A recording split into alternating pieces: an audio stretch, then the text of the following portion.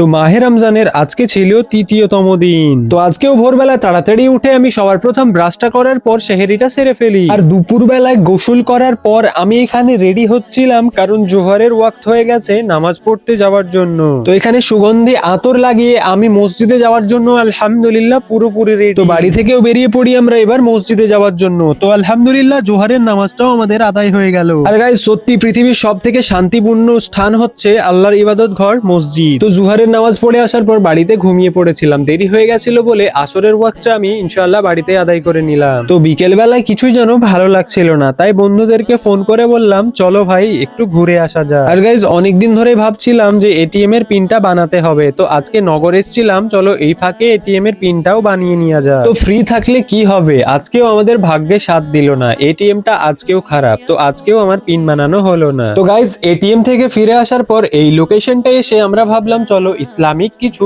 Reels shoot করা যাক। তো ফেরার পথে সবাই মিলে প্ল্যান করি যে চলো বাড়ির জন্য কিছু কেনা যাক। আর রাস্তায় আস্তে আস্তে আমাদের চোখে পড়ে ফ্রেন্ডস জোন রেস্টুরেন্ট। তো এখান থেকে কিছু টুকিটাকি খাবার বাড়ির জন্য নিয়ে নিই। আর বাড়ি ফেরার পথে আমি বন্ধুকে বললাম চলো এখান থেকে কিছু দাতন নিয়ে নিই, এবং দাতন করতে করতে আমরা আবার রওনা দিই বাড়ি ফেরার উদ্দেশ্যে। তো বাড়িতে পৌঁছে আলহামদুলিল্লাহ তৃতীয় রোজার ইফতারিটাও কমপ্লিট করে ফেলি। আর মাগরিবে নামাজের সময় আল্লাহর কাছে এটাই ইবাদত করছিলাম যে উপরওয়ালা আমাদের সবাইকে রোজা রাখার তৌফিক দান করো এবং প্রত্যেকটা মানুষ যেন সুস্থ থাকতে পারে। তো গাইজ, আমার ভিডিও যদি তোমাদের ভালো লেগে থাকে তো গাইজ একটি করে লাইক করে দিও এবং একটি সুন্দর কমেন্ট করে দিও। আর নতুন হলে ফলো করতে কিন্তু ভুলো না।